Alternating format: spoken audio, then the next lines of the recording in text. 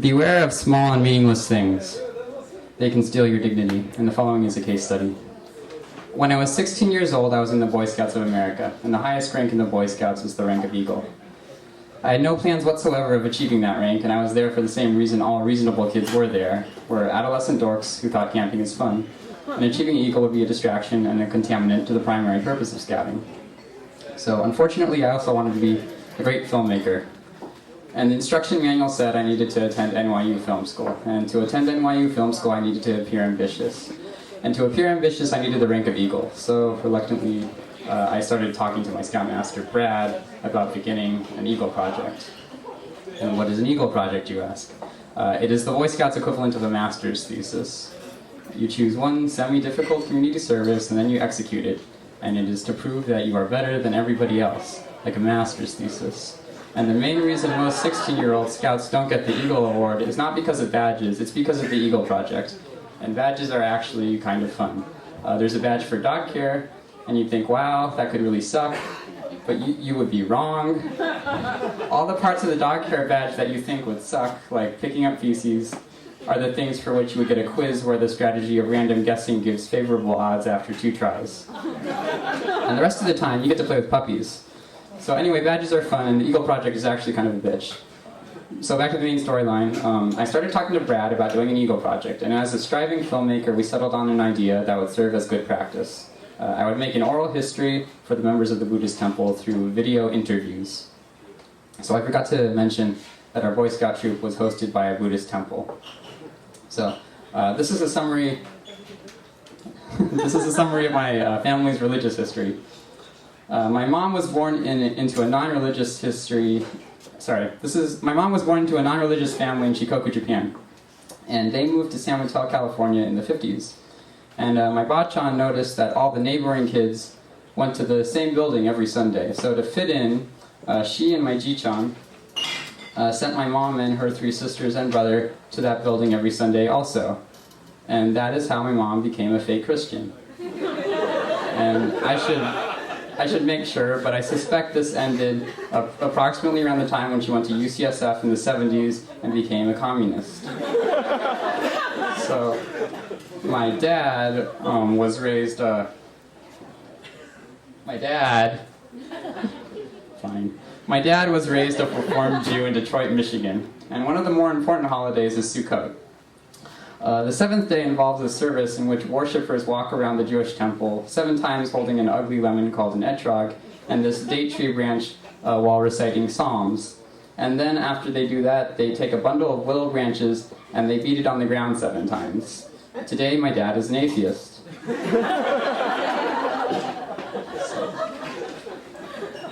Okay, so long story short, I joined a Boy Scout troop hosted by a Buddhist temple, and we became quasi-Buddhist for a while. So my Eagle Scout project was to create an oral history of the Buddhist temple.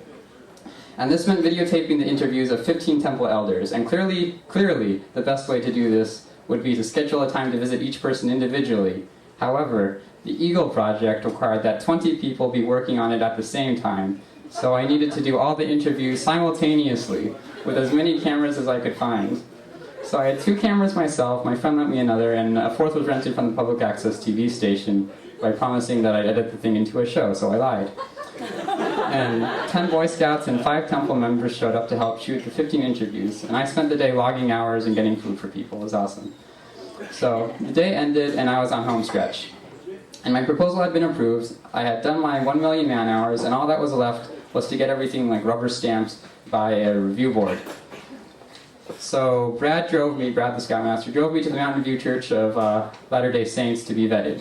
And there were 3 men on the panel. There was a gray-haired fat one with a mustache, a taller, skinnier guy who looked like Bill Gates, and a debonair-looking guy with the face of Kevin Spacey.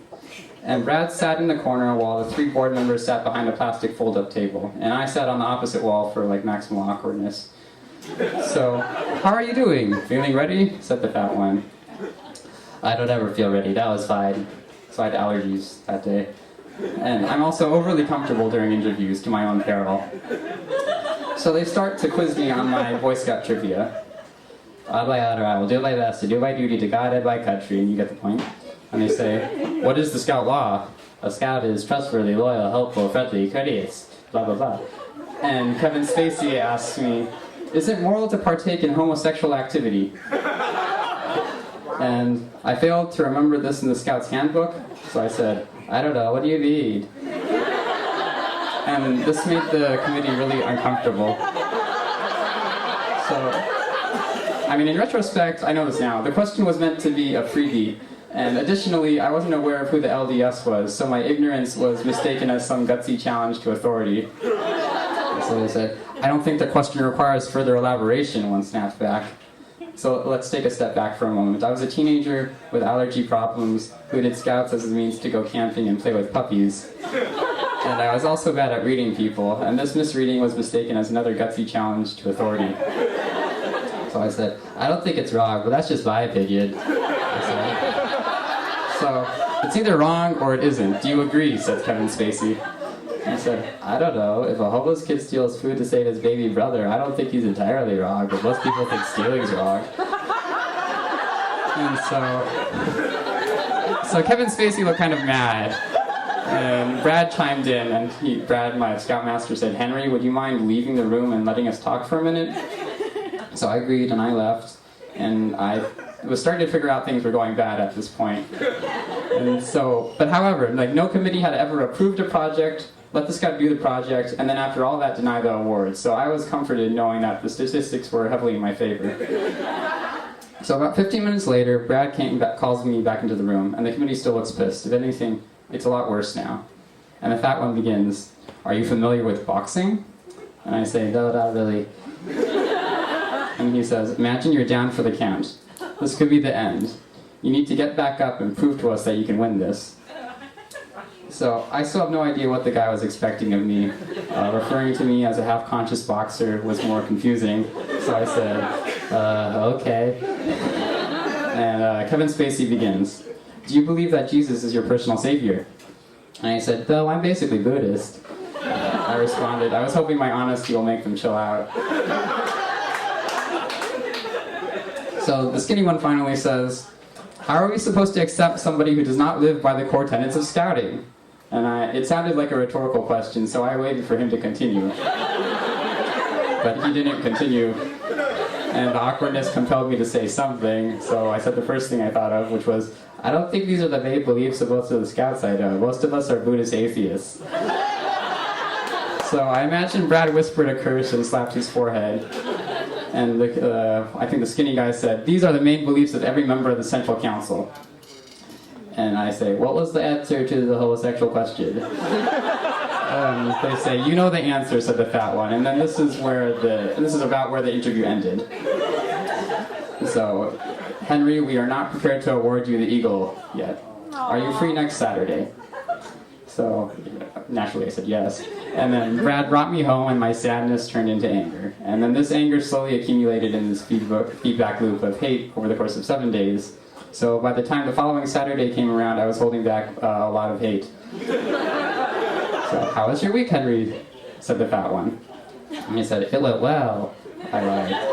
And immediately they start throwing fireballs at me. And this tipped me past some kind of threshold. And I remember saying, if you were going to sexually discriminate, you needed to make this clear before I sent in my Eagle Award application.